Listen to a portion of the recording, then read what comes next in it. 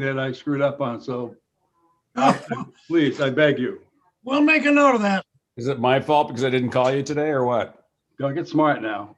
I All know right, where you guys. live. I know you do.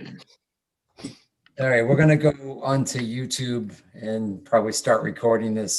So whenever you're ready, Richard, we can get rolling. Go right ahead. All right. So we're recording and Amy's putting us up on YouTube. So Richard, you want to read the top of the agenda there so we're all legal and Yeah, hold on one sec, yeah. if you don't mind. It's probably safer for you to bring them in.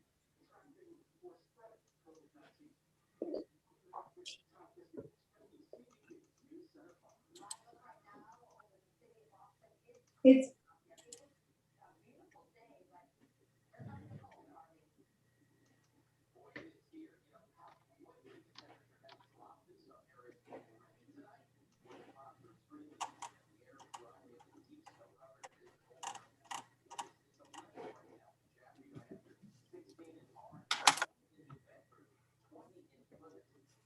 Per RSA 91-8:2, Roman numeral 3B, the RPC chair has declared the COVID-19 outbreak an emergency, has waived the requirement that a quorum be physically present at the meeting. Tim, would you be kind enough to call to order? Yeah, sure. I'm just going to do a quick run through on what I have for a roll call. Okay.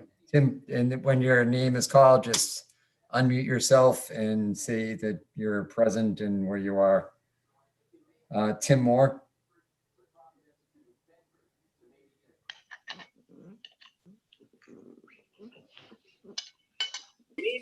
Try that again, Tim. There you go. Oh, okay. I had unmuted earlier. Yeah, this is Tim. I'm home alone. All right, thanks. Phil Winslow. Yes, home office, wife is in the house. Jim Doug. Home, not alone. Mary Ellen. Jim, is Mary with you? Not alone. Okay. Beth Morrow. I am home in a room by myself. My husband is elsewhere. Al Davis. Home and alone. Andrew Brubaker. I am home and in a room by myself. My wife is somewhere wandering around the house. Good. Mike McAndrew. Yes, I'm here and my wife is in the kitchen. Gwen English. I am home and I am in the room by myself. Peter Coffin. Home alone. Glenn Davison. Home alone, in my home office. Lucy Cushman. Home alone. Glenn Koppelman. Present and home alone. Jackie Grota. I am home and my husband is in the house. Great. Lang Plummer. Home and I'm alone. Dennis Hebert. I'm at home. My wife's in the house. Julian Kiska. Yeah, I'm home and my wife's in another room at a school board meeting. All right. Peter Britz. I'm in my office by myself. All right, and then for staff, Amy Warhoft is here, Scott Bogle, Dave Walker, and myself are all here. I'm assuming everyone's home and alone or nearly alone. And then I got two, it looks like two members of the public that Chris Cross, Newington, I believe you're here somewhere. Yes, I'm at home and my wife's in another room.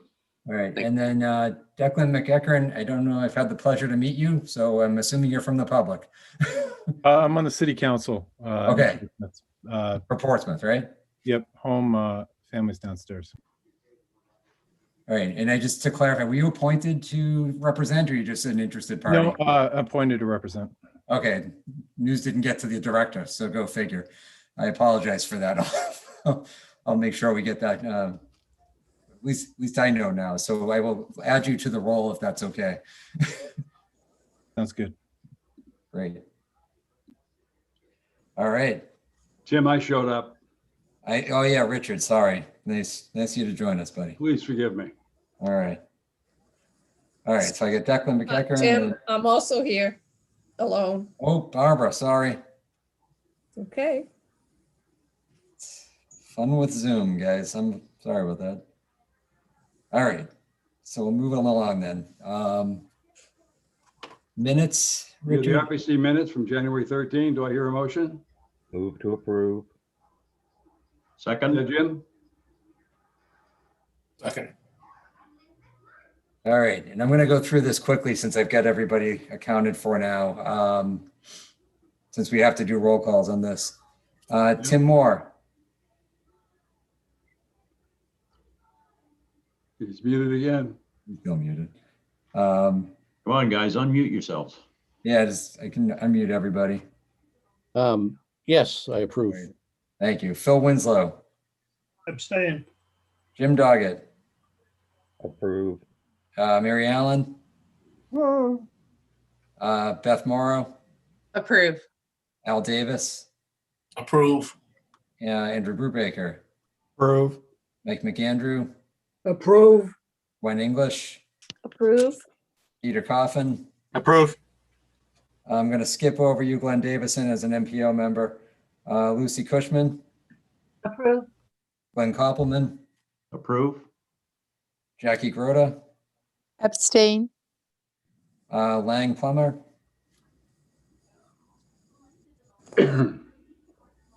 Yes. Dennis Hebert. Approve. Julian Kitska. Approve. Peter Britz. Approve. Declan McEachern. Abstain. Richard McDermott. Approve. And Barbara Kravitz. Approve. All right, very good. Would you So- be kind, you gonna do reports, Tim? Yeah, I'm just gonna, this is a new thing, not really a new thing, but I'm gonna make this sort of a standard agenda moving forward. Sort of at the top following the minutes, just to give you all a sense of what's going on with the various subcommittees. Part of my rationale for this is, we don't always talk about what's going on in these committees, and consequently, you all don't get to hear about it, bring it back to your communities. And I don't know that, we're getting the participation. I think there might be some folks out there that want to be part of some of these committees if they learned a little bit more of what's going on. So, couple minute or two on each of these. Executive committee has been meeting monthly. I guess what I would say is the biggest issue for us right now, or the biggest order of business, is working towards establishing the 501c3 that we talked about in an earlier meeting with the full commission. We're continuing to make progress on that. And again, that organization, once it's fully established, will, the purpose of it will be to take some of the burden off of the municipalities funding everything that we do, and try to be able to generate a little revenue on our own to support the planning initiatives that we have. The other thing we did this last month was we had our auditors in, reviewed our audit. It was a clean audit, no management letter. We've had that now for several years. We've been in really good shape. So that's really where the most recent discussion on the executive committee. If there's any members that want to add something, I'd be happy to give you a minute or two. Show me a hand and seeing none, I'll just move on. Regional Impact Committee. This is our subcommittee that deals with declarations of regional impact by planning boards in the region. We've had a couple recently, one in Kingston for a large 800,000 square foot warehouse on Route 125, which we've met as a committee on and provided our comments to the Kingston Planning Board, and they're moving forward now with their process and taking our input as a regional planning commission into consideration. We have another regional impact right now in the town of Newton. It's a 30, I think it's a 36 lot sort of subdivision that's primarily industrial or commercial use. We are trying to schedule a meeting right now for that. And here, part of my reason for bringing this up is that we have Phil Wilson, Lang Plummer, and Glenn Koppelman that I'm confident on are part of this committee right now, but others that have been participating have sort of fallen away and not been responding. So if there's interest in joining the Regional Impact Committee, we could definitely use some help. And for those members that are here, we need to try to nail down a date right now for not right now, but in the very near future to meet and address the project that's been brought before us by the town of Newton. So we're going to work to do that over the next week or two and try to get a report back to Newton by the 23rd of February, if possible. Glenn Koppelman. Tim, did you not send out a doodle poll? Or am I hallucinating that I didn't respond, maybe? No, you responded, and I think I'm waiting to hear from Lang. So Lang, I'll send that to you again if you don't seem to have it. And then we'll try to nail down a date. Okay, thanks, Tim. All right. All right. So if there's any, interest or questions, feel free to reach out to me about, regional impact. We could definitely use some help from folks that might be interested in reviewing these plans that are, large developments going on in some other communities. Is there anything that they should bring to the table, Tim?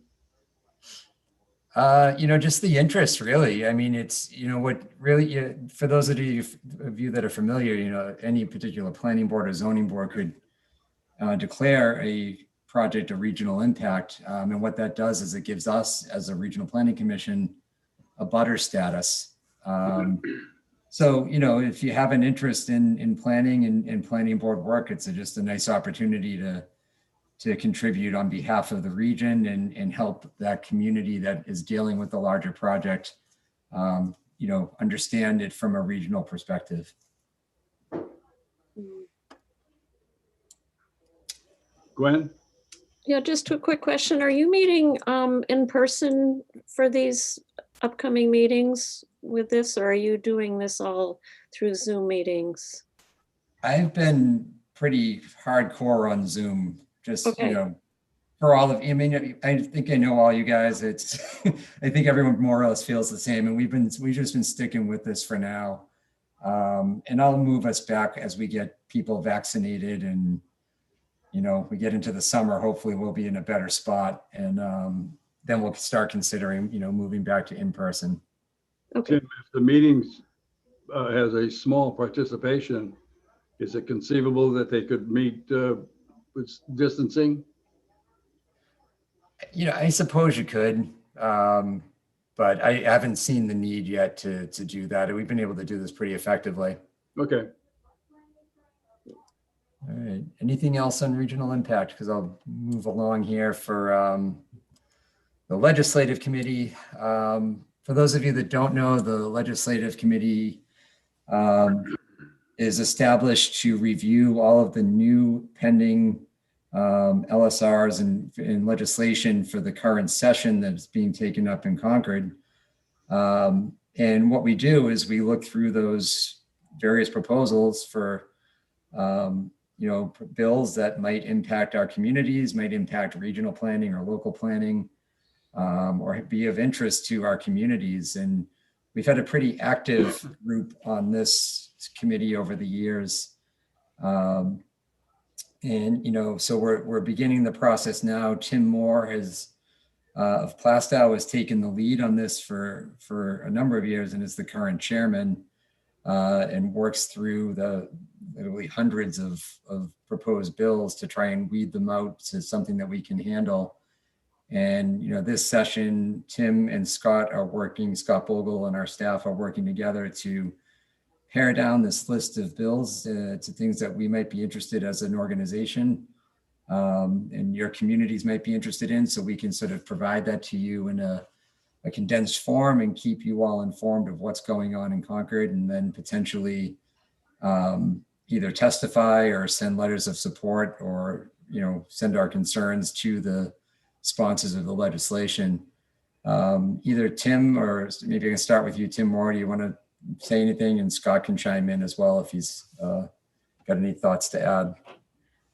Yeah, there's really not too much to say yet. We kind of just got started. I think I identified, I don't know, 25 or 30 bills that seem particularly relevant. Either it would create a positive impact for our communities or a negative impact. So that's going to be the start of discussions at our next meeting, which will be our first one. And then after going through those, then there's another 80 or so in the wings that we might quickly scan to see if there's one of those that we want to take more action on, other than just watching to see what happens as it goes through the process. That's about it. Okay. Do you have anything to add, Scott?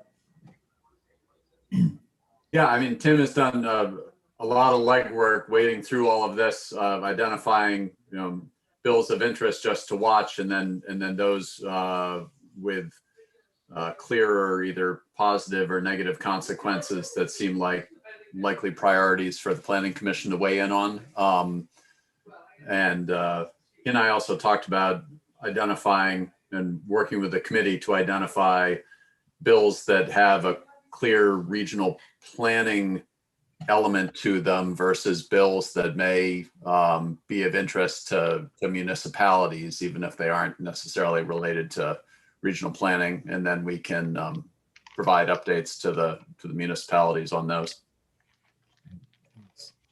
And one other task now is sort of wading through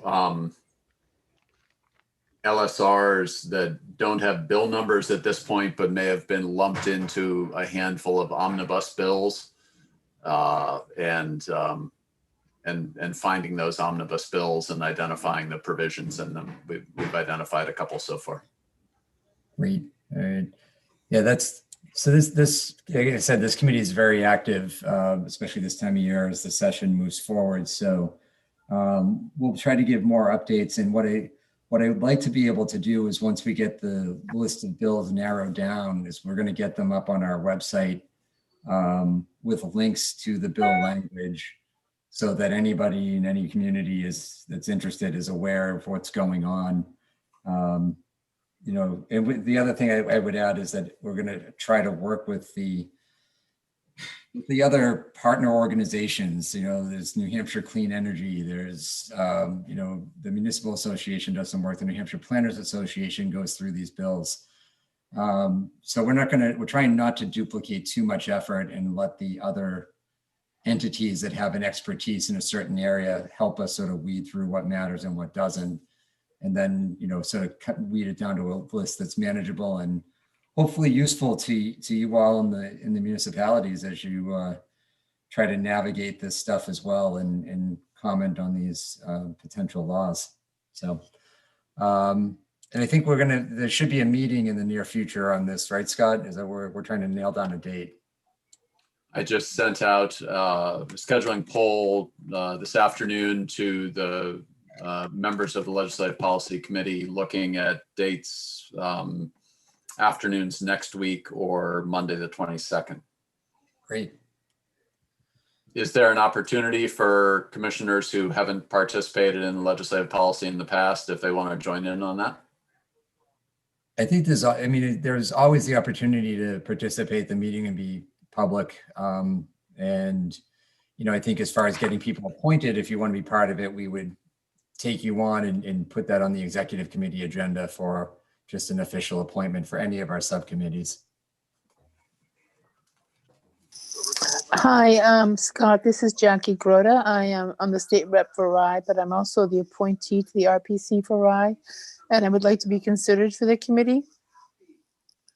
Wonderful. I will send you the scheduling poll. Great. All right. I don't see any other questions or comments. Last thing I had under RPC business was just someone last month mentioned the remote meeting time. I've been starting this at 7 o'clock just out of consistency for when we meet in person. And, the comment was that, well, the 7 o'clock start was to allow for, dinner and travel time and everything else that we normally would do in normal times. So the suggestion was that we push it up a half an hour, as long as we're meeting remotely. And I don't know if that would cause anyone any heartburn or concern. I don't really feel like taking a vote on it necessarily, but I wanted to get a sense of, is 6:30 a problem for anybody? And if I would just say a show of hands right now, if it is a problem, is what I would say. I am not seeing any. So as long as it doesn't cause anyone trouble, as long as we're meeting remotely, I'll move these forward a half an hour just to save everyone a little bit of their evening. Tim, would Scott mind sending out just a quick note to the commissioners about the legislative committee? Yeah, we can do that. Once we get things set up, we'll do that. Appreciate it. All right. Move on to MPO business. Yeah, so we have some I minutes. didn't mention at the top of this, so I did split the agenda between RPC business and MPO business. I didn't formally open an RPC meeting, close it, and open an MPO meeting. I don't think we need to do that. But we can move on to the MPO business. And we did have a set of minutes that we need to approve from October 14th, 2020. Move to approve. From Jim Doggett. Is that Jim? Yep. Do I have a second? Second. From Beth Morrow. Thank you, Beth. All right, they will run down. David, do you want to do the roll call or Tim? I've got it written down, so I'll spare David the trouble. And I'm just making sure nobody else joined in here. Yeah, we'll go through in the same order and hopefully pretty quickly. Tim Moore. Yes. Bill Winslow. Abstain. Jim Doggett. Approve. Yep. Mary Allen. Beth Morrow. Approved. Al Davis. Approve. Andrew Brubaker. Abstain. Mike McAndrew. Approve. Gwen English. Approve. Peter Coffin. Approve. Glenn Davison. Approve. Lucy Cushman. Approve. Glenn Koppelman. Yes. Jackie Grota. Abstain. Lang Plummer. Abstain. Dennis Hebert. Yes. Julian Kiska. Approve. Peter Britz. Yes. Declan McEachran. Abstain. Richard McDermott. Approve. And Barbara Kravitz. Approve. All right, and with that, I will turn it over to Dave Walker for the MPO business. We're going to need a motion on this one, but he's going to tell us about the highway safety improvement targets that we need to address.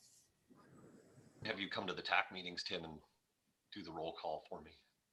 David, Okay. thank you, everybody. Nice benefit. It's the thing I don't like about Zoom meetings. All right. Beth, did I see you raise your hand? Nope. Okay. I just couldn't hear you. Dave, fix your mic. Can everybody hear me now? Okay. Very little. All right. It's a little low. Is that what you're saying? Yes. All right. Let's see if I can't adjust that.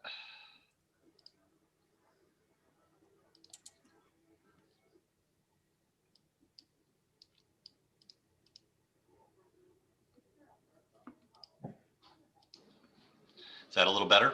Much better, bud. All righty. All right. Well, we're going to hope that my dogs don't start barking obnoxiously while I'm doing this, but I'm going to bring up a couple of PowerPoint presentations, fairly short ones, but the first one is on the Highway Safety Improvement Program and our performance targets that we need to set for that each year. And then we'll have to do a motion and get an approval on that. The second item is more of an informational item on our work program for the next 2 fiscal years. So we'll go right into that after. And just before I start that, next month is going to be a heavy transportation month again. We have our transportation improvement program, which is our short range list of projects that our friends at the DOT are busy implementing in the region. We'll need to approve that next month, as well as an update to our long range transportation plan, which is our 20 plus year plan. So we'll be doing that, as well as addressing our priorities for the next iteration of the state 10-year plan. We received some feedback from DOT on what we submitted late last fall. And so we're ready to share that and make our sort of final approvals. So that'll all be next month. So busy transportation time again. All right. So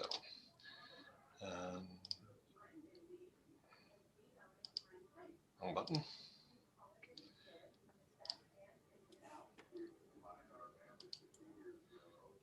All right. Hopefully everybody can see my slideshow. Hold on. Put it on the wrong screen for me.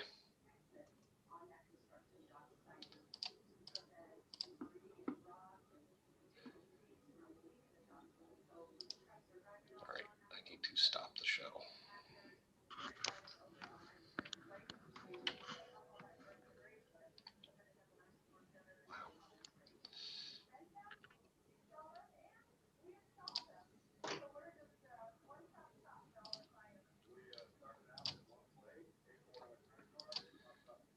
All right, this whole thing is killing me here.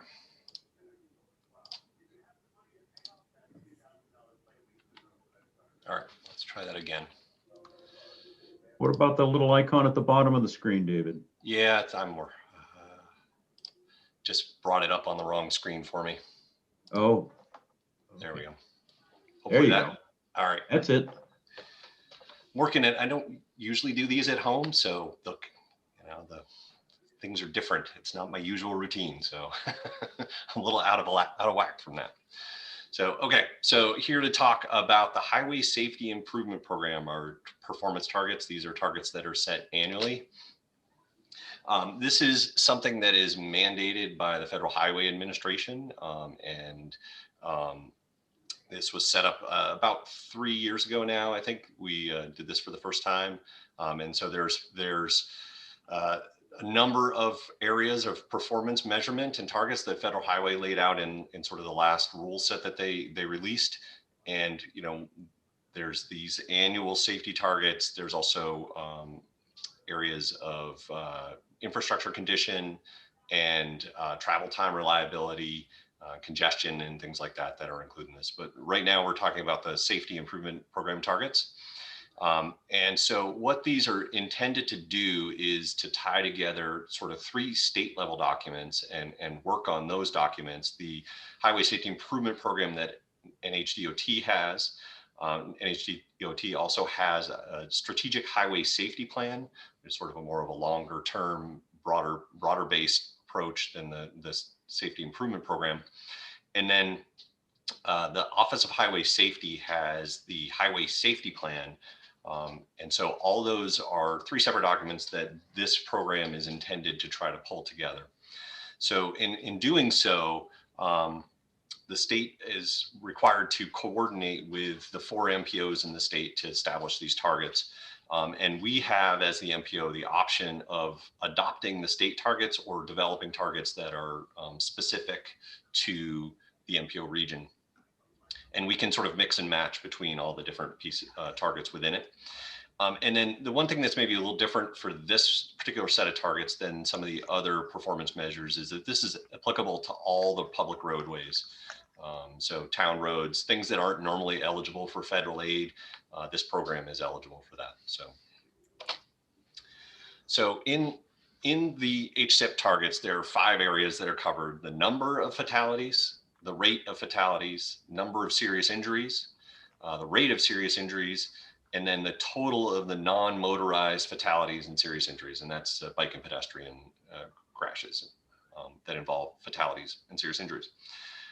Every year by the end of August, the DOT has to set their targets, and we have 180 days after that to set ours. And that happens to end right around this time every year, end of February. So as I said earlier, we can either support the state targets or we can develop our own. And we can also expand beyond those 5 measures. And we have done that. We've, since the second year, we've been setting a target on the number of motorcycle fatalities in the region, as have the other 3 MPOs in the state. So just the process of setting those targets, just a sort of a quick overview on that. The number targets, they're all based on a 5-year rolling average. So you basically, average, you add up the number of fatalities, for instance, over the previous 5 years, and you divide that by 5, and that gives you your average. And we run a rolling average, so every year it's recalculated using the most recent 5 years of data. On the rate side, those are all done using the rate per 100 million vehicle miles travel. So a vehicle mile travel is you get in a car and you drive the car 1 mile. That's 1 vehicle mile travel. So when you sort of get estimates on the extent of all the travel that's happening in our region and in the state, we're dealing with millions and hundreds of millions of vehicle miles of travel each year. And so what we end up doing is dividing the number of fatalities by that, those vehicle miles of travel to give us a 5-year average fatality rate, or serious injury rate and that sort of thing.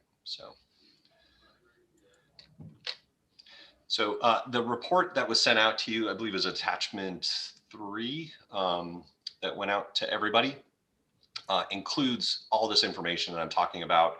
I'm going to sort of go through this first slide on this, but then I'll just sort of, I think I'll spend most of the time on each of them going forward, just sort of talking about the trends that we're seeing, as opposed to getting into the detail. But each of the sort of those 5 measures in the report and in this presentation are set up the same, essentially the same way.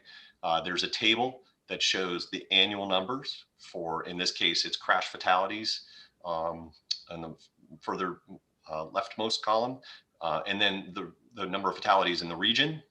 And then on the right side of the table are the 5-year averages. And so we have the 5-year period, the rate for the state as a whole, or the numbers for the state as a whole average, and then the rate or number for the MPO region. And so each of those is set up the same way, essentially. And then there is also a graphic that shows the number of fatalities and or the number and or the rate and the trend that we're seeing in the red dotted line is the projected number of fatalities based on the trend seen in the dark red line with the diamonds on it. So each of these is set up the same way. There's a statewide one and an RPC regional specific one in each. So in this case, talking about fatalities, the trend on the state level is slightly upward, which is not the direction we want things to be going at all. But at the regional level, we're actually seeing a declining trend. It's very slight, but it is declining a little bit. When we move on to the fatality rate, we can see that at the state level, the trend is also going up slightly. And that of course mirrors the numbers of fatalities that we're seeing statewide as well, going up slightly. So at the state level, we're going up, and at the regional level, we're going slightly downward. And you can see on a year-to-year basis, it's pretty erratic, a lot of variability there, especially at the regional level, because we're often dealing with very small numbers of fatalities. And so, going from 10 to 15 fatalities between 2 years can make a pretty big difference in your rates and in the size of your stacks there. So it just seems a lot more variable maybe than it is. When talking about serious injury, we're seeing pretty precipitous declines at which is a good direction and the trend we want to see at both the state level and at the regional level.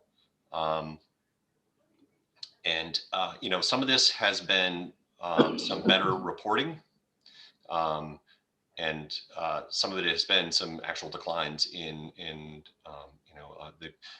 I should say there's been some changes at the state level and some training in terms of how serious injuries are defined versus less serious injuries. And so that helps get some clarity in the data, and that's helpful. And of course, improvements in vehicle technologies have kept people safer in the cars, even when there is a crash.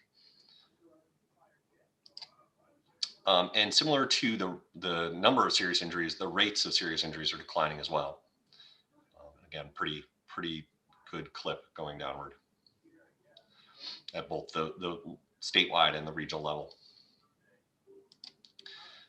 And then finally, in terms of the state targets, or the mandated targets, so we're talking about non-motorized fatalities and serious injuries. So this is the sum total of bike and pedestrian fatalities and serious injuries.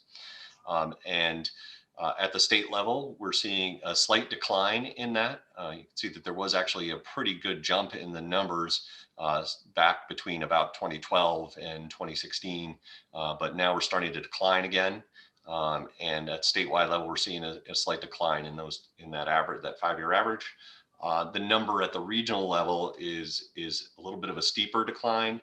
And again, we have a little bit more variance in the year-to-year numbers, which creates a harder trend to follow, but overall declining pretty substantially. Okay, and then this is the motorcycle fatalities target or numbers. I guess this isn't actually the target. And this is an MPO only thing. The state does not set this target. This is just us and the other 3 MPOs. And so but I'm showing the data at the state level just for consistency purposes. So at the state level, the fatalities on the motorcycles, the trend has been fairly flat. We're certainly seeing some variation in the number from year to year, but overall it's staying fairly consistent. Oops. At the regional level, we're seeing a slight decline in a declining trend. Last year, 2019, the last year that we have data for, there was only 1 fatality in the region. The projection is that will continue down or downward. So what does that all mean? So in terms of setting targets, we look at all that information that you saw on those previous slides. Or I should say the state starts by looking at all that information and consults with us on that to some degree, and tabulate all those trends and try to determine what an appropriate rate is to set for each of the measures. Now, there are provisions in the rules that the Federal Highway Administration wants us to make reasonable progress towards meeting these targets. So the tendency is to make set targets that we think we can make reasonable targets towards achieving in the short term, as opposed to, for instance, setting a 0 target for fatalities, that kind of thing. That tends to be the trend, and in this case, that's what is happening as well. So this excuse me, this table just sort of assembles everything all together with the current year values for 2019, which is again the most recent year data that we have. So we have our yearly numbers in the leftmost column, the 5-year average next to that. What the target would be if we use that trend line, that dotted red line that I was showing you in those graphs.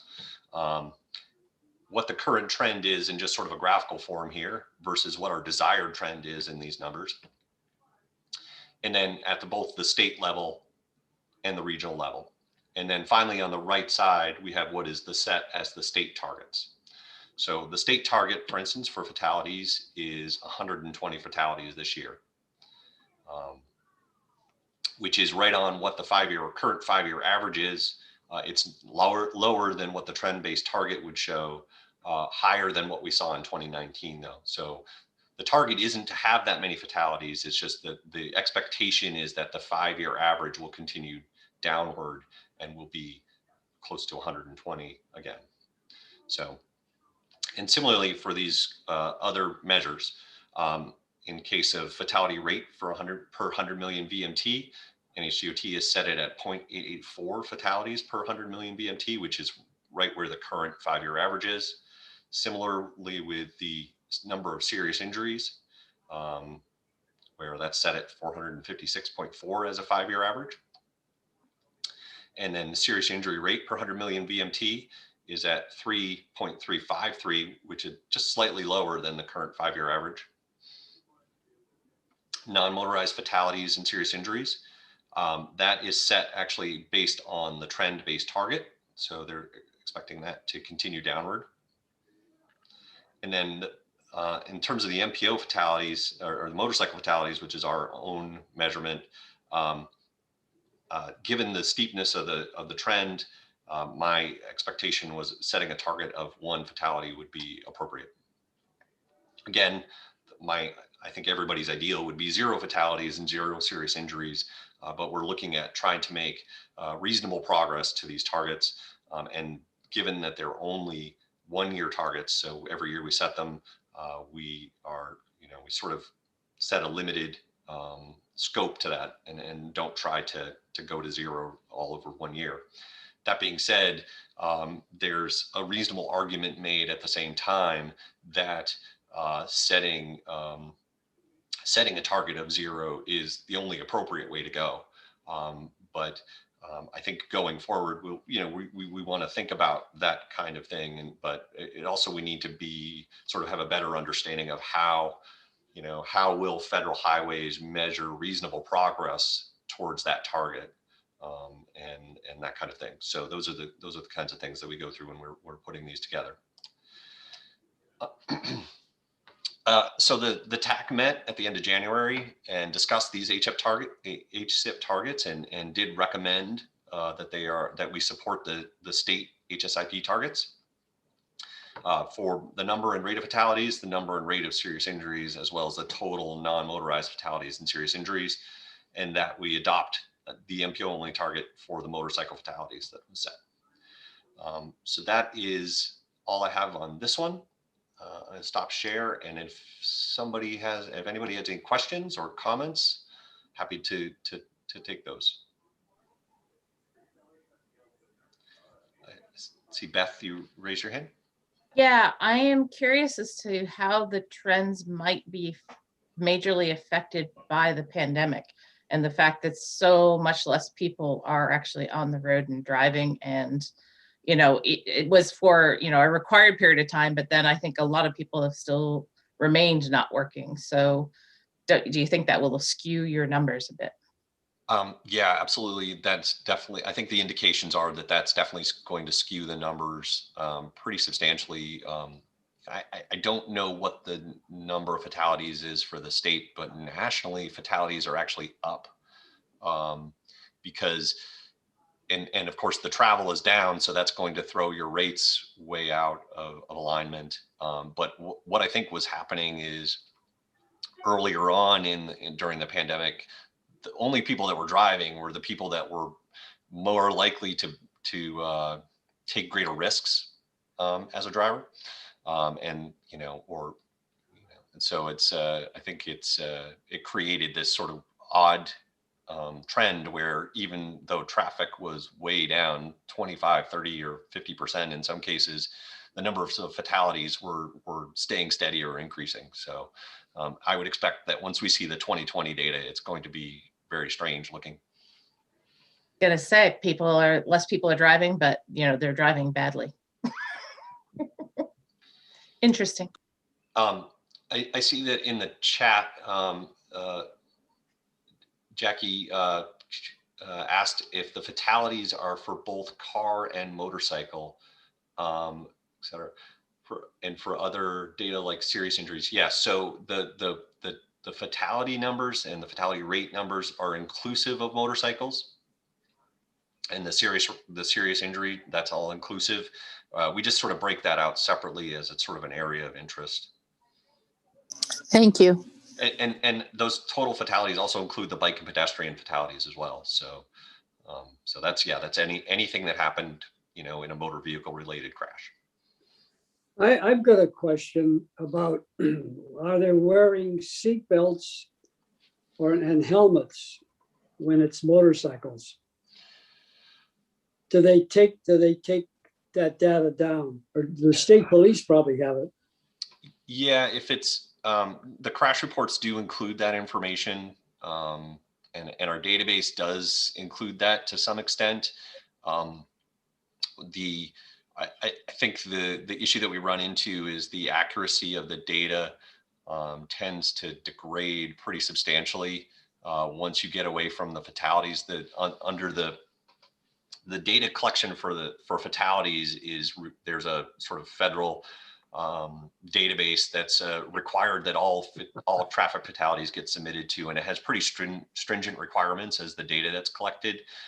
For non-fatal crashes, it's sort of up to some degree the police department or whoever's taking the report and how much time they're spending going through it. But we do have some information on whether somebody was wearing a helmet on a motorcycle or if they were wearing their seatbelt.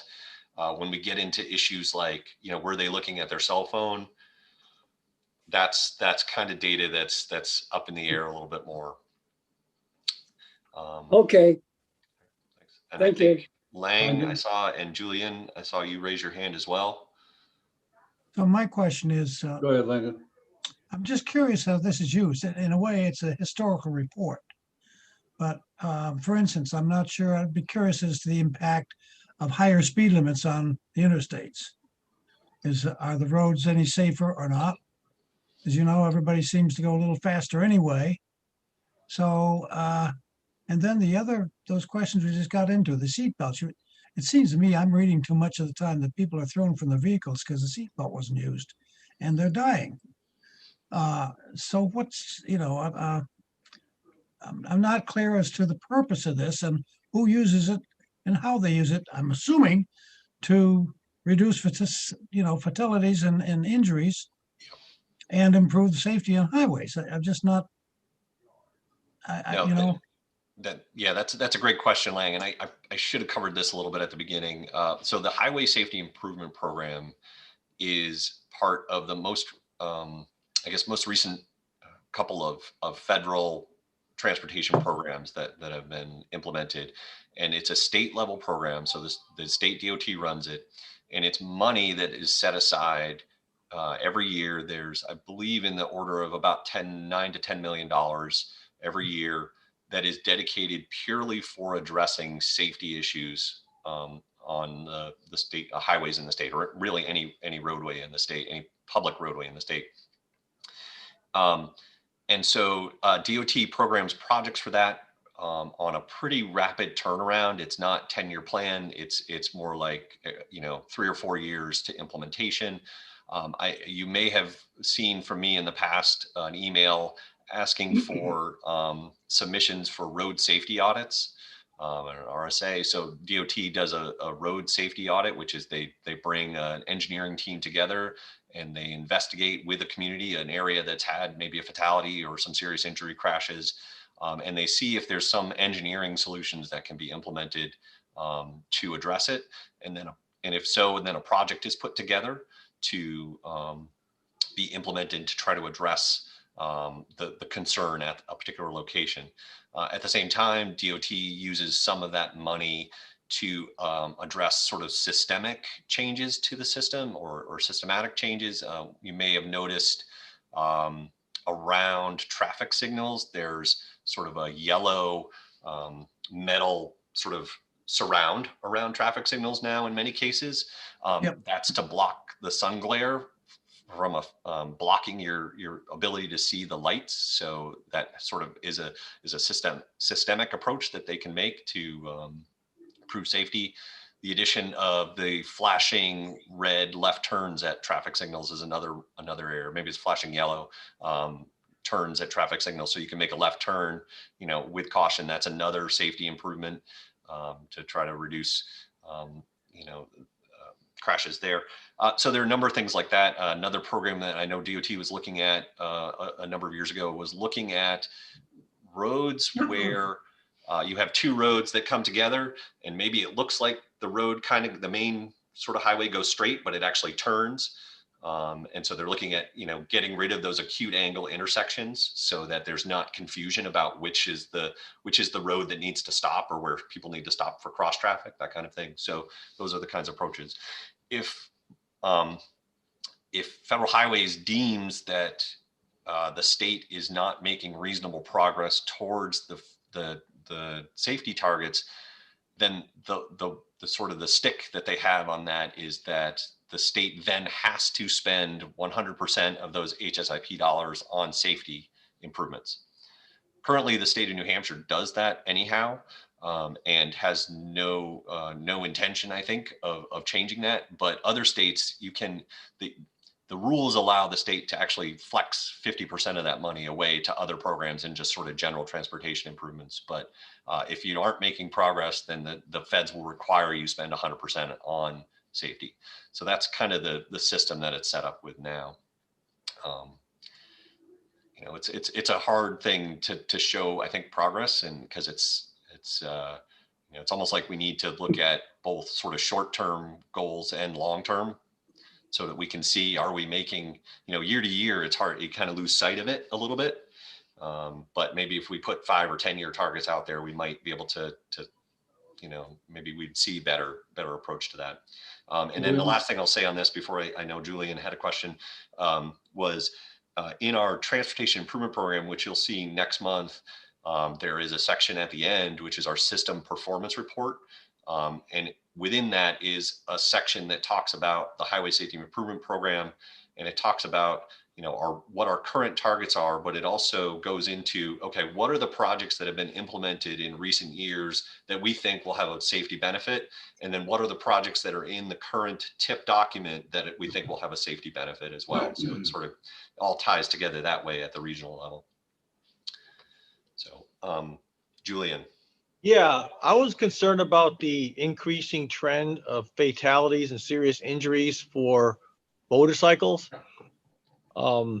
Being a motorcycle driver myself, I know that if you do get into an accident, you're escalating probably immediately to serious injury or death because you have no protection of a vehicle.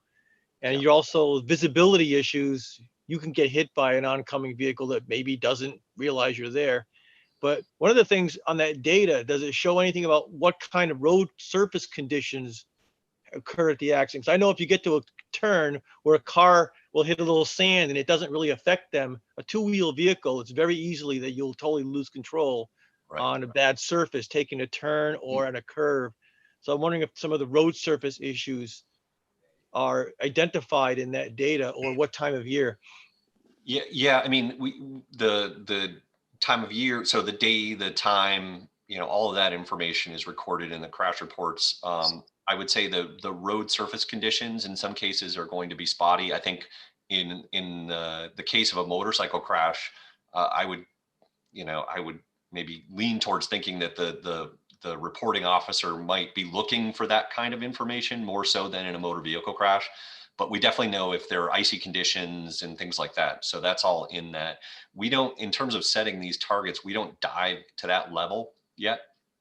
But we are working on trying to develop a sort of a regional sort of safety and analysis that would sort of take a little deeper dive than what these targets do, and try to see if there's something that we can, by using the data a little more sort of thoroughly, we can find locations where there's a certain sort of recurring consistently crashes because of icy conditions, or consistently crashes because of poor road conditions, or whatever it might be.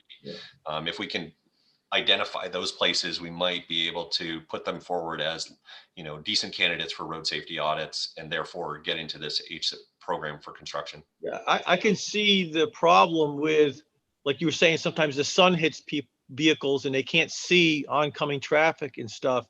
And it's more than likely, if there's going to be a visibility issue, the motorcycle will be missed like it's nothing more than a tree down the road or something, because when you hit the sunlight, and that's a big deal in the mornings and the evenings.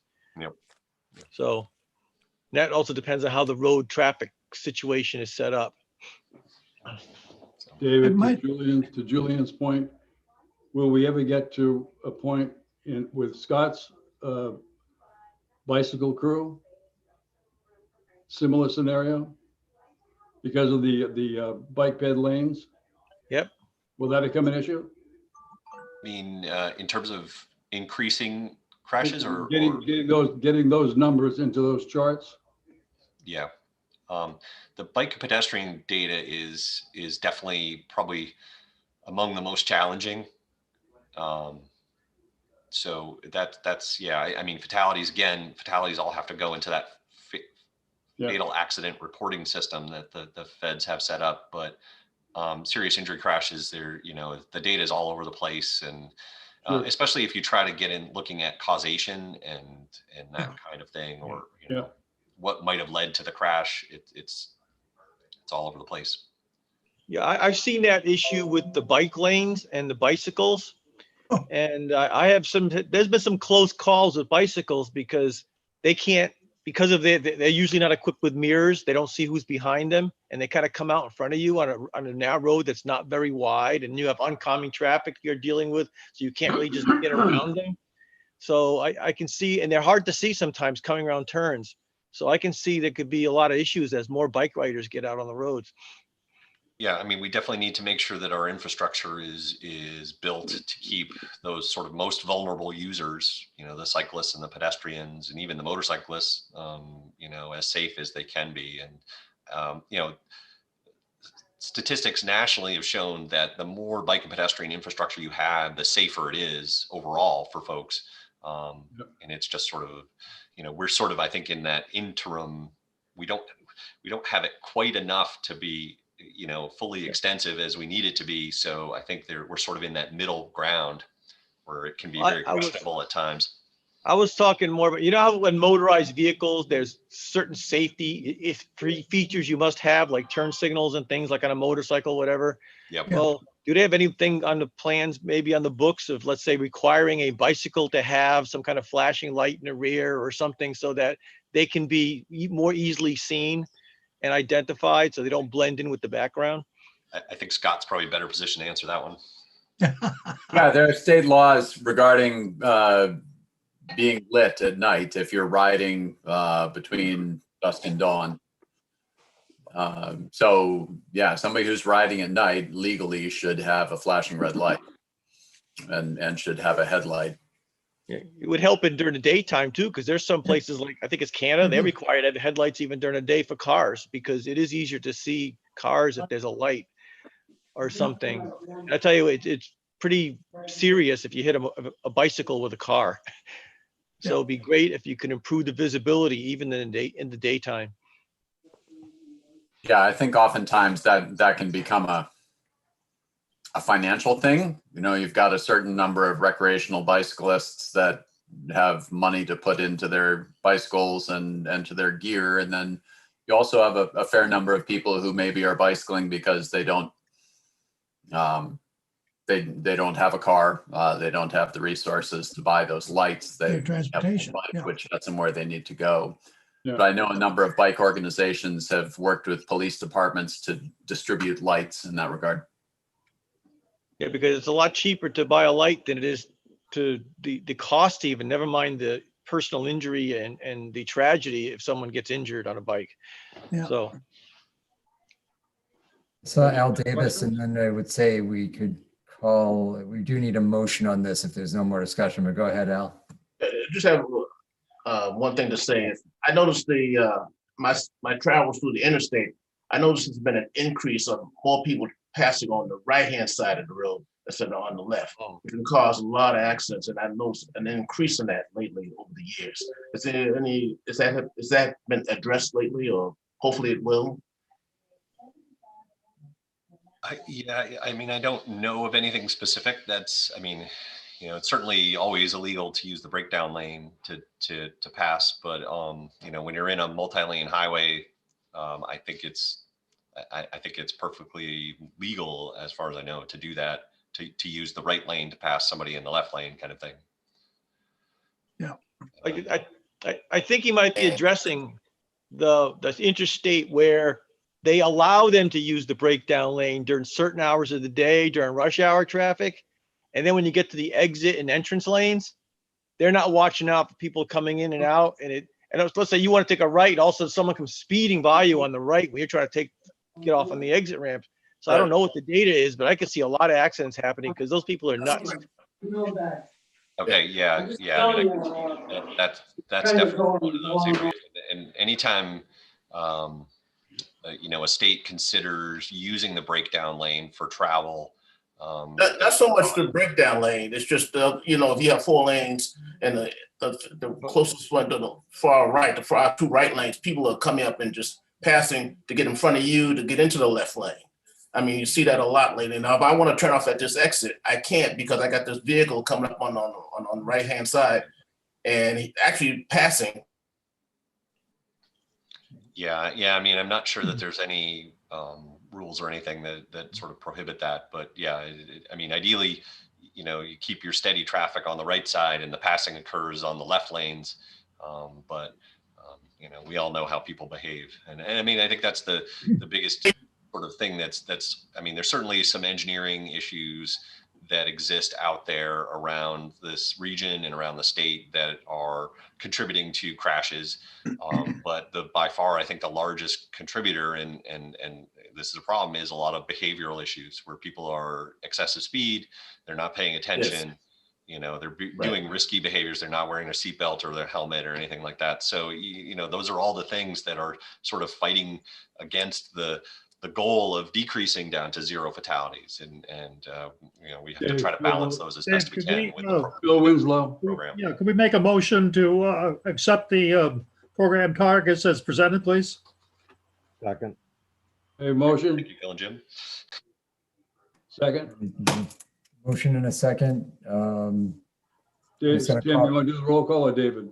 I'll do it. I have it written out. Like I said, just make sure you're unmuted so we can get through it pretty quickly.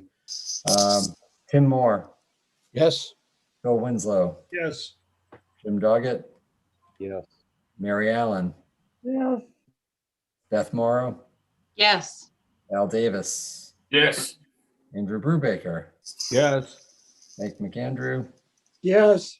Gwen English. Yes. Peter Coffin. Yes. Glenn Davidson. Yes. Lucy Cushman. Yes. Glenn Koppelman. Yes. Jackie Grota. Yes. Lang Plummer. Yes. Dennis Hebert. Yes. Julianne Kitska. Yes. Peter Britz. Yes. Declan McEachran. Yes. Richard McDermott. Vicky, yes. And Barbara Kravitz. Yes. All right, so those are adopted. Dave, I'll let you keep on rolling here. I know we have our, just in more of an informational item in this case, our UPWP scope and work plan. But I'll let Dave talk about that a little bit, and I may chime in briefly if need be, but go ahead, Dave. Okay. All right. I am going to share my screen again. Hopefully it goes a little smoother than the last time. At least maybe I find the right buttons to push. There we go. Everybody should be seeing a misspelled unified, right? No, unified, that's right. Unified Planning Work Program for fiscal years 22 and 23. It looked really odd for a minute. Okay, so the Unified Planning Work Program, the UPWP, is our work program for a 2-year time period. We'll start on July 1st of this upcoming year and go through June of 2023. And it basically takes our core functions and translates them into work tasks and products and outcomes over the course of those 2 years. It connects our transportation planning process to regional, state, and national priorities, and identifies where our funding comes from and how we're using that funding through the various task areas that we work in. The intent of this is to be sort of defined yet flexible enough that we can respond quickly to new issues or concerns that come up, or a community needing technical assistance, or DOT needing technical assistance, something along those lines. So in terms of MPO core functions, there's really sort of 6 different pieces of what we do, and these are echoed a lot in Tim's statements about what the purpose of the RPC is. You know, we're a setting for effective decision making. We are, you know, a forum for folks. We're a voice for the communities. But we, you know, as an MPO, we have some very specific requirements that are put in through the federal transportation planning process, you know, to identify and evaluate transportation improvement options in both the short and long term. The short term is called the Transportation Improvement Program. Long term is called our Metropolitan Transportation Plan or a Long Range Transportation Plan. Those are sort of used interchangeably. We also are required to set performance measures and targets and sort of monitor how we're doing sort of in achieving those targets. And then, you know, a key piece of this is all sort of making sure that the public is sort of informed and involved in the transportation planning process. And then, you know, we also sort of act as a liaison between our communities and the DOT and the Federal Highway Administration and Federal Transit Administration. So included in the FAST Act, which was the most recent federal funding and legislation, and it sets sort of the planning process and the rules for the planning process, and it's the Fixing America's Surface Transportation Act. We have these 10 planning factors, and these planning factors are things that we need to consider sort of throughout our planning process. And I'm not going to go through each of these, but they sort of form the basis of the pieces that we consider anytime we're doing planning work. In addition to that, the FAST Act includes 7 national performance goals, and these sort of, for the most part, sort of line up with the performance measures and targets we need to set. You know, the top one being safety, which is what we discussed, you know, just a little bit ago, but also infrastructure condition, reduction in congestion and system reliability, and that's you know, system reliability is the, you know, how frequently or how consistent is the system in moving you from place to place. Sometimes it takes a very short time, and other times it takes a long time to get to the same location, you know, that kind of thing. And how frequently are things shifting around? We have to look at freight movement and economic vitality. And basically that's looking at how well trucks can travel around the region. Environmental sustainability. And this is in at least initially in looking at, you know, pollution reduction and that kind of thing. And then reducing project delivery delays. And basically the whole goal of this performance measures is, you know, how can we improve the system and move projects into place faster to address concerns in these areas. So in addition to the 10 planning factors and 7 performance areas, the State Federal Highway Division Office and the FTA Region 1 office, that's for the sort of New England area, give us these emphasis areas, that are planning emphasis areas each cycle. And this round, it's been expanded to 12 different emphasis areas that they want to see us considering and working in, and sort of basically setting some priorities for us. So a number of these have been around, but I've sort of highlighted in orange the new ones this year. And the first is number 4 there, being addressing any potential boundary changes related to the 2020 census. As part of the 2020 census, the Census Bureau designates urbanized areas, and urbanized areas sort of form the basis of MPOs. And so there might be some shifting of MPO boundaries. I think that's probably unlikely in our case, but our urbanized area boundaries might change to sort of within the MPO. The other new one, one of the other 2 new ones, is consideration of climate adaptation and resilience. This is work that we're already doing, but it hadn't made it to the level of being an emphasis area from Federal Highways. And then the final new one is incorporating emerging transportation technologies. This is sort of like connected and automated vehicles, ride hailing, you know, all these different pieces that are coming in now that we're seeing, the micromobility, and all those different things that are coming sort of into the transportation sector now that we haven't really planned well for in the past. And the other item that's a change from previous years is this fiscal constraint and financial planning piece. And that's has been a planning emphasis area for a while, but it just shifted a little bit this year and the definition changed, and that federal highways is asking us to make sure that our transportation improvement program is fiscally constrained by not only by fiscal year, but also by funding program. And then that should also trickle out to the long range plan as well. And that should be sort of a more well-defined fiscal constraint and financial planning on that side of things. So in addition to that, we have our own priorities that we set, things that we feel are important and that we want to focus our time and resources on. And there's, we have 3 of those this year, 3 areas that we want to make sure that we're focused on. One is sort of continuing to advance our work on climate change adaptation and system resiliency. We want to expand that beyond the coast. We have some data for inland communities, but we want to sort of bring that same sort of lens that we give to the coastal communities to the inland ones.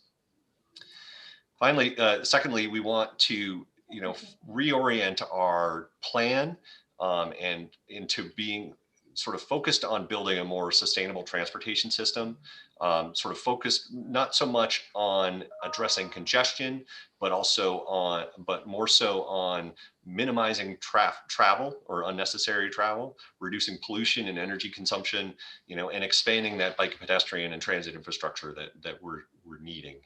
And then sort of building off that piece is the big thing that we're going to focus a lot of time on over the next 2 years is sort of rebuilding our long range transportation plan with some updated goals and objectives, integrating this the system resiliency and adaptation piece, getting into more data-driven project identification, using sort of that deep dive into the safety data. We have some data on travel time that we would like to dive into further and bring that really to bear and be able to identify projects around the region that we think will make a difference. So those are our priorities. So within the Unified Planning Work Program, and in the memo, I linked to the current one on our website. Work is divided into 6 categories, and within that, there's about just over 100 different activities that we're involved in, with a potential of around 140 different work products. For the most part, I would say on the order of 80 to 90%, these are tasks and activities that are carried over from previous cycles. Much of the transportation planning process is cyclical in nature, and like the TIP, where we address the TIP every 2 years, long range plan, we do a full update every 4 years. HSIP targets we set every year, other performance targets we set every 2 or 4 years. So there's a lot of cyclical activity. And so the work program, it tends to be very much heavy on that type of work. But I'm just going to sort of quickly sort of dive into what the things that we'll be focusing on within each of the 6 areas that are within the work program. Category 100, that's our administration. That's where the sort of day-to-day administration of the MPO and the work program occur. The big item under that is completing our performance report for what is the current work program. After every work program, we have 90 days to basically tell Federal Highways and New Hampshire DOT, here's what we said we would do in that work program. Here's what we did. Here's how we spent our time. Here's our work products. All those different pieces, basically to just say, how close did we come to saying to what we wanted to do, did we actually do? So category 200, this is the policy and planning piece. This is sort of the heavy hitter of our work program, and where a lot of the planning effort and all the various documents that we work on really are within this section for the most part. So we're continuing to evolve our role in the state 10-year plan process and trying to keep that building on the success that we've had in the last several cycles on that. And the other focus we'll have within that is the full update of our long-range transportation plan that I mentioned before. Category 300, this is where our public outreach is centered. This is the support that we give to this committee as well as our Transportation Advisory Committee. We're going to be working over the next 2 years to sort of expand our public outreach efforts and preparing and implementing, hopefully in the near future, sort of the ability to do these mixed sort of virtual and in-person meetings. so that, you know, once we do get to the point where we can get together, we don't have to let things like bad weather stand in the way of scheduling the meeting, where we can have some people who are local and want to be there in person can be there, and others can participate virtually, and that sort of ideally works all seamlessly, and we don't have to futz around with technology too much. 400, this is our support section. This is where a lot of the geographic information systems work that gets done in the office happens. This is the bulk of Christian's time is spent in this section, and a lot of Rob Prine's time as well. So this is where we'll be working on tabulating census data and working and participating in the urbanized area designations. And once those urbanized area designations are done, the state will be going through an exercise of making sure that the roadway functional classifications fit with the existing roads. That happens after every census. So we may see some roads being shifted from an arterial to a major arterial, or from a collector to an arterial, that kind of thing. So we'll be going through that process for the region. We're going to continue our collection and analysis of the stream crossing data, and continuing to expand the information that's being collected, and trying to get that inventory completed.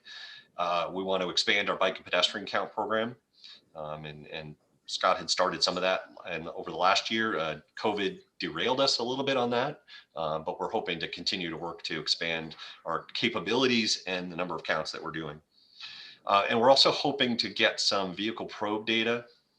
One of the basis of our regional travel demand models is a household travel survey, which basically is, as it says, a survey of how various households travel. How many work trips are being taken every week, how many trips for shopping, how many trips for pleasure or hobbies, and where are they going, how far are they going, what time of day are they going, all that kind of thing. It's really challenging and expensive to get that data, but we can get, there are companies that can basically grab data off your cell phones, and we can get that data from them. It's all scrubbed, so we can't see who it is, or any, getting rid of all those privacy concerns, but it helps give us a picture of how travel in our region is occurring. And it's a much, much less expensive and time consuming than getting a household travel survey. So we're hoping to have the funding to do that. The final two sections of the work program are category 500, which is our technical assistance program. This is if a community comes to us and has a small bit of transportation planning assistance that they need an intersection looked at or some traffic counts done. This is where that gets covered. And then we also, this is where we participate in DOT's project advisory committees. I think we're currently between Scott and I, on 8 different committees on various projects that are being implemented around the region. And so this is where that type of time is allocated to, as well as to our regional transit agencies, to Coast and to CART and now MTA. So we're involved with all that. And so that whole transit planning assistance is all included in here as well. And one of the goals that Scott has had for a while for this section is to extend the volunteer driver programs that exist both over in the Salem area and on the seacoast to the center of our region, which seems to be without that type of assistance. The final category, category 600, and this is a little bit different in that this is based around these 5305E funded transit planning grants. This is a separate application process. And so we've applied to get 2 grants for that. One to update the ACT Public Transit Coordination Plan. And the second one is to study bike and pedestrian access to coast transit stops. We're not guaranteed to get those at this point. If we do get them, they get rolled into the UPWP. If they don't, they'll just get dropped out. So. This is actually the last UPWP. This was the budget. I've updated the years on that. DOT has indicated that total funding available for this round is the same as what was available last round.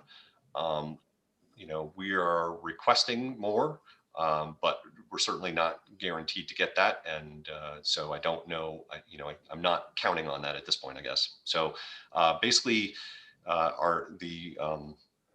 we get about $1.1 million in federal funds over the next 2 years, and that's matched with about 128,000 of RPC dollars, and that's dollars from your communities. In addition, DOT provides toll credits, which help us meet the 80-20 match requirement, but they don't actually give us any cash for that. So, you know, that's it's just the dollars and helping us meet that match requirement. So our only restriction is that we're not allowed within the contract to spend more than 50% in the first year. Otherwise, we sort of get quite a bit of leeway on how we distribute the money within each of the programs. And right now, this is sort of what we're looking at in terms of overall distribution. As I had said earlier, the policy and planning piece is sort of the big area where we spend a bulk of time. That's about 30% of our time, with this planning support at about 25% and technical assistance about 20%. Administration and public involvement are about 10% of our time. And then if we get these transit funded grants, that's about 5% of the total time in UPWP. So in terms of the timeline for approval, we talked about this in a very similar way as I did tonight at the TAC meeting last month. We submitted a draft to DOT on the 5th, so last Friday. We're having this discussion tonight. DOT and Federal Highway Administration and Federal Transit Administration will be reviewing the UPWP over about the next month. And then we'll be making revisions during the month of March. We'll have an opportunity for sort of a final review by the TAC. And then looking to submit, we have to have a final UPWP or approved UPWP submitted to DOT on April 9th. And that's when the state contracting process starts. And with the goal of having Executive Council contract approval before the end of June, so that we can have this all in place for a July 1st start. David, is there anything Glenn wants to add? No, I think Dave covered it pretty well. Is there any, I'm open to any questions. Yes, Any absolutely. questions, folks? That was a very general overview. As I said, you can look at our full current UPWP on the website right now. I have not posted the draft. I'm going to wait until we get comments back from DOT before I do that. So, and then, you know, hopefully we can get everything in place and be ready to go for July 1st. Barbara David, has the her hand slides up. that you just went through, are they on our website? They are not. I can send them out to the committee if people would like to see them. It might be who is. Yeah, all right. I can send that and the HSIP ones as well if people are interested in those. Thank you. And Barbara has her hand up, guys. Hey, Barbara. I always wanted to use that hand. It's very effective, really. Dave, I have a comment and a question. The comment is I'm very interested in the new emphasis on basically on resiliency. I think that it's both an exciting area for work focus, but it's absolutely necessary because this area is changing. And I'm hoping that some of the focus will be to look toward, let's say, 2050. So not just what's happening now and what the data may show, but looking forward, because right, yeah. We have to do that if we're going to have sustainability. So that's my comment. Okay. Yeah, absolutely, Barbara. You know, our current long range plan, the horizon year is 2045. I'm not sure if we'll extend that out to 2050 in this update or not. That's something that we make a decision about as all the MPOs in the state, because we want to be consistent with each other. But yeah, absolutely, our long range planning needs to integrate that, and we've started to do that. We've sort of taken an iterative process of adding a little bit each round. Every time we update the plan, we try to expand in some areas and give more detail. But this year, this round, in this cycle, we want to really focus on making sure that we can integrate that resiliency planning that we've been doing outside of the transportation program through the coastal zone program, and bring all those pieces in, since a lot of those are focused around transportation. So that's one piece of that. The other piece that we're trying to really bring and pull into the system is it's what's known as planning and environmental linkages. And what it really boils down to is we want to build a long-range plan that the DOT can then reference as sort of a baseline environmental impact assessment for projects in the region, in that it has enough detail and data in it that it can serve to sort of meet those initial needs for that environmental impact assessment, which will help, in theory, move the environmental impact assessment process through and bring projects, to construction more quickly. I'm just very almost excited to see RPC moving in that direction. Glad to hear it. This is your So my excited question, look?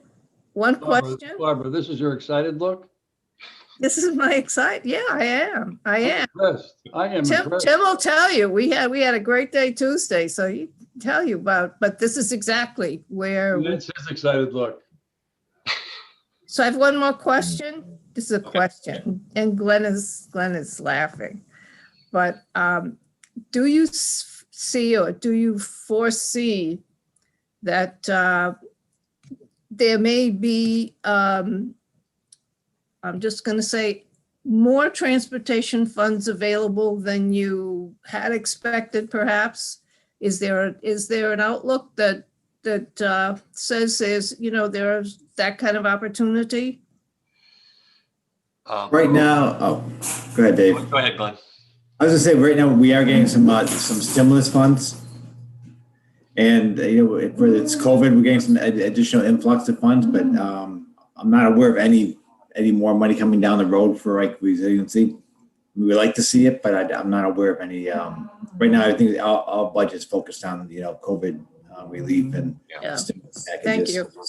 Yeah, I think that the transportation money in the stimulus is geared towards basically offsetting the decrease in gas tax money that states haven't received because people have been traveling less.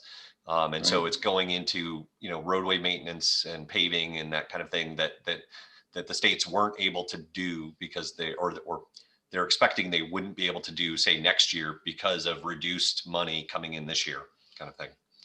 The I haven't seen operations any too. new money for planning in that. We're hopeful. I made the ask in the draft UPWP for it, and we'll work with DOT and talk about it, and hopefully we can get some additional funding for planning. And if that's the case, then we'll be definitely ramping up our work in resiliency and adaptation. Any other questions? Okay. Yeah, don't need a motion on this tonight. We'll wait and see what we hear back from DOT, and we'll talk to you later in the spring about it. Sometime in April? We'll probably talk about it at the April meeting, but we'll have already had to submit a final approve or a final UPWP to DOT at that point. So the timing of things gets very kind of challenging at that point. I will at least bring it back after that, at that meeting, in the April meeting, to say, here's what we did, and here's what our UPWP looks like for the next 2 years as in its final form. Scott, do you have anything? Tim? I'm good, Richard. I'm listening to somebody. Anybody? I think you can just adjourn the You meeting. can right? just Adjourn. Motion to adjourn. No, you don't need a motion, guys. The chair can just do it, so we don't have to do a roll call vote again. It is past 1 o'clock. All right. All right, guys. Well, Thank you thanks for very your much, time. everybody. Good night, folks. Thanks Bye, for being Barbara. forgiving. Thanks, everyone.